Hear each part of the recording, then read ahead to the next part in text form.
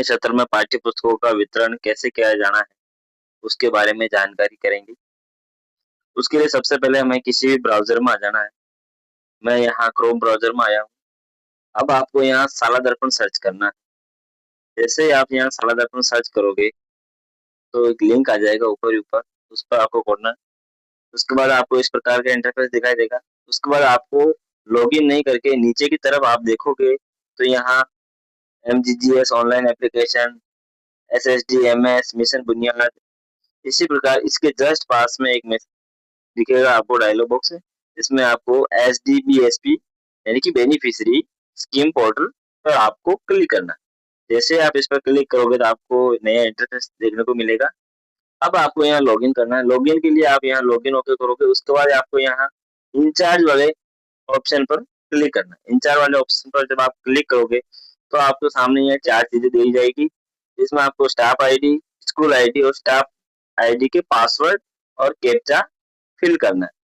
जैसे आप इसमें अपनी स्टाफ आईडी डालोगे, जैसे कि आपकी स्टाफ आईडी आप एंटर करोगे, उसके बाद यहाँ आपको स्कूल आईडी डालनी है। आप स्कूल आईडी डालोगे और स्कूल आईडी डालने के बाद आपको पासवर्ड एंटर करने हैं। पर इस बात का ध्यान रहे कि यहाँ पासवर्ड स्कूल आईडी के एंटर ना करके स्टाफ आईडी के पासवर्ड एंटर करने हैं, जिससे क्या है कि आपका लॉगिन आसानी से हो जाएगा और किसी भी प्रकार का कोई एरर नहीं आएगा।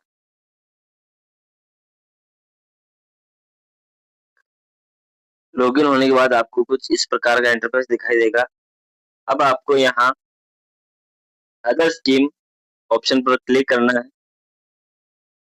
क्लिक करने के बाद आपके पास एक नया इंटरफेस खुलेगा, जो कुछ इस प्रकार होगा। उसमें आपको सेशन पूछा जाएगा और स्कीम पूछी जाएगी। तो सेशन में अपने एक ही ऑप्शन खुल रहा है 26-27, इसको आपको सिलेक्ट करना है। उसके बाद स्कीम के अंदर अपने को FTB free text book student distribution पे ओके करना है। इसके बाद आप जैसे इसको सबमिट करोगे तो आपके सामने एक नया पेज खुलेगा। अब इस पेज में आप अगर देख पाओगे तो दूसरे नंबर पर स्टूडेंट बुक डिस्ट्रीब्यूशन लिखा हुआ है, इसके ऊपर आपको क्लिक करना है। जैसे आप यहाँ क्लिक करोगे तो आपके सामने कुछ चीजें दी जाएगी, उनमें से आपको सेलेक्ट करना है और 100 के बटन पर ओके करना है। जैसे कि क्लास ग्रुप आपके पास 2 है, अपने अपने विद्यालय के हिसाब से अलग अलग होंगे। मैं यहाँ 6 से 8 सिलेक्ट करता हूँ। उसके बाद 6 से 8 में आपको एक क्लास सिलेक्ट करनी है, तो 6 करेंगे। उसके बाद सेशन लेना है, सेशन हमेशा यही रहता है। किसी किसी स्कूलों में अलग अलग सेशन होते हैं, इसलिए वो सेशन दिया जाता है। बुक नेम, यहाँ आपको कक्षा 6 की जितने भी बुक चलती है वो सारी बुक आ जाएगी। मैं जैसे कि आपको हिंदी की दिखाता हूँ, तो जैसे कि मैंने यहाँ हिंदी दिया, हिंदी की बुक ली और यहाँ मैं 100 पे ओके करूंगा। जैसे हम यहाँ 100 का ओके करते हैं तो आपके सामने कुछ इस प्रकार का इंटरफेस दिखाई देता। अब आपके पास यहाँ एक चीज दिखाई देगी कि जो नोडल से जो आपको किताबें मिली है और पुरानी किताब आपके पास कितनी थी, उनकी टोटल दिखाई जाएगी। और नई किताबें जो आप कितनी डिस्ट्रीब्यूट कर सकते हो वो दिखाई जाएगी। तो अपन देखते हैं, यहाँ अपने स्टूडेंट के नेम है, यहाँ न्यू बुक और ओल्ड बुक। यहाँ स्टूडेंट है, आपने स्टूडेंट को नई बुक दी है या पुरानी बुक दी है, वो अपने स्टॉक के आधार पर आपको पुराने स्टॉक को लेना है, विद्यार्थियों से नए स्टॉक को लेना है, आपस में मिक्स करना है और मिक्स करने के बाद उनको वितरित करोगे तो आपको पता चल जाएगा कि कितने विद्यार्थियों को नई देनी है और कितने को पुरानी देनी है। और यहाँ सारी किताबें आपको यहाँ वितरित कर देनी है।